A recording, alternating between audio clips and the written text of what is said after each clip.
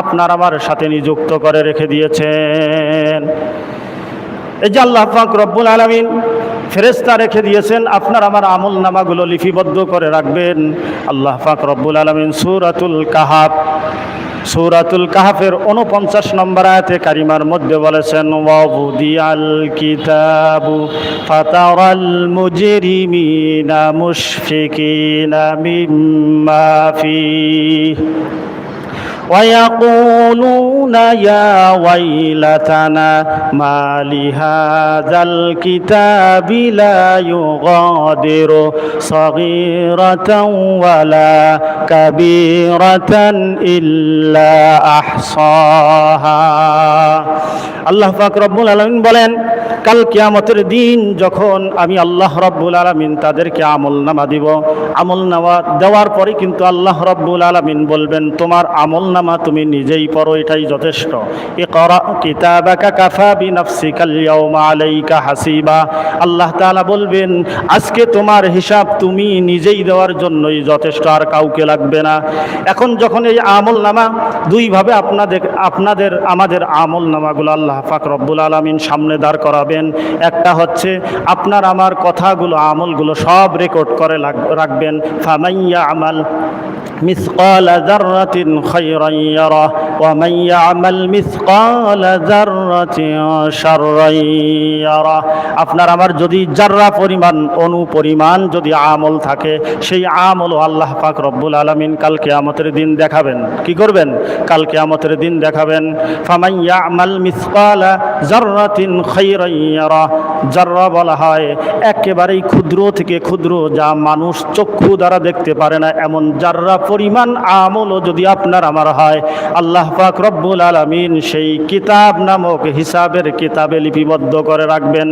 যখন আল্লাহ পাক রব্বুল আলামিন আপনার আমার সামনে এই কিতাবটাকে দিয়ে দিবেন, হিসাবের কিতাব, যখন যারা মুজরিম, যারা কি মুজরিম, মুজরিমিনা মুশফিকিনা মিম্মা ফীহি, যখন যারা মুজরিম, যারা পাপিষ্ঠ, তারা যখন দেখবে তার আমলনামা, দেখার সঙ্গে সঙ্গে তারা বলবে, ওয়ায়াকুলুনা, তারা বলবে, ইয়া ওয়াইলাতানা মা লিহাযাল কিতাব।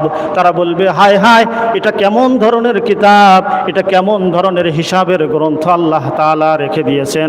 মা লিহাযাল কিতাব, হ্যাঁ, মা লিহাযাল কিতাব, এটা কেমন ধরনের কিতাব। তাহলে এ কথা বলার রহস্য আছে না নাই? কি রহস্য আছে? ويقول يا ويلتنا ما لهذا الكتاب لا يغادر صغيرة ولا كبيرة إلا أحصاها। এই কিতাবের মধ্যে আপনি আমি যে অনুপরিমাণ গুনার কাজ করেছি তাও লেখা হয়েছে। ছোট গুনাহ হোক এমনকি বড় গুনাহ হোক, সমস্ত গুনাহগুলো আল্লাহ রব্বুল আলামিন লিপিবদ্ধ করে রেখে দিয়েছে।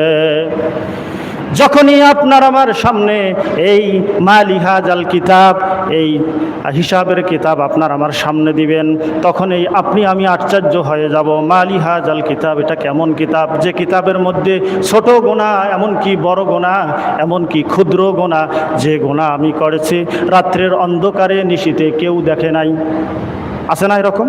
কেউ দেখে নাই, গভীর অন্ধকারে নিশীথে নিস্তব্ধ অবস্থায় আপনি আমি কি করেছি? গুনাহ করেছি। এই সমস্ত গুনাহগুলো আল্লাহ রব্বুল আলামিন সেই আমলনামা, সেই কিতাবের মধ্যে লিখে রাখবেন। আল্লাহ পাক রব্বুল আলামিন কি করবেন? এই আমলনামা, এই কিতাব আপনার আমার সামনে দিয়ে দিবেন। তখন আপনি আমি দেখে আশ্চর্যান্বিত হয়ে যাব যে এটা কেমন কিতাব, এটা কেমন কিতাব আল্লাহ রব্বুল আলামিন আমাদের জন্য তৈরি করে রেখে দিয়েছেন, যে প্রত্যেকটা আমলের বিষয় আল্লাহ রব্বুল আলামিন লিপিবদ্ধ করে রেখেছেন। সম্মানিত ভাইরা রে আমার, কথা হলো এতক্ষণ পর্যন্ত আপনাদের খেদমতে যতটুকু আলোচনা করা হলো, সময় অল্প থাকার কারণে কথাগুলো গোছালোভাবে বলতে পারি নাই। যখন যা এসেছে আপনাদের খেদমতে আমি বলেছি, আপনি আমি যদি উপলব্ধি করতে পারি তাহলে এর থেকেই আমরা কল্যাণ অর্জন করতে পারবো।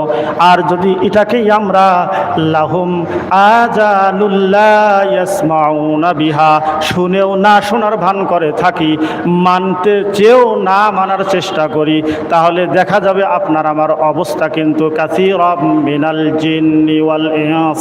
আল্লাহ পাক রব্বুল আলামিন যে বলেছেন যে অধিকাংশ জিন জাতি এবং মানব জাতিকে আমি আল্লাহ রব্বুল আলামিন জাহান্নামের জন্য তৈরি করে রেখে দিয়েছি।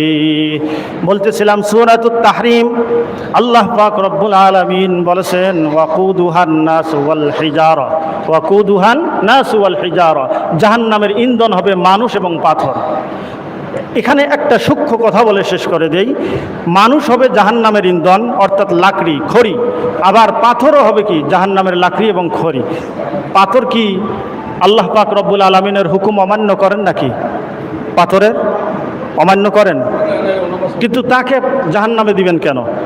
দিবেন এই জন্য যে তাদেরকে দিয়ে মূর্তি তৈরি করে মুশরিকরা পূজা করতো, এই কারণে এই পাথরগুলোকে আল্লাহ পাক রব্বুল আলামিন কোথায় দিবেন? জাহান্নামে দিবেন। সাধারণভাবে এই পাথর দিয়ে মূর্তি তৈরি করার কারণে মুশরিকরা পূজা করছেন, এই কারণে পাথর জাহান্নামী হবে। আর আপনি আমি মানুষ হয়ে যদি শিরক করি, আপনি আমি কোথায় যাব? জাহান্নামে যাব। এজন্য নিজেকে জাহান্নাম থেকে বাঁচতে হবে এবং আপনার আমার পরিবার আহালকে জাহান্নাম থেকে বাঁচাতে হবে। আল্লাহ পাক রব্বুল আলামিন আমাদের সকলকে উক্ত কথাগুলোর উপর আমল করার তৌফিক দান করুন। আসসালামু আলাইকুম ওয়া রাহমাতুল্লাহি ওয়া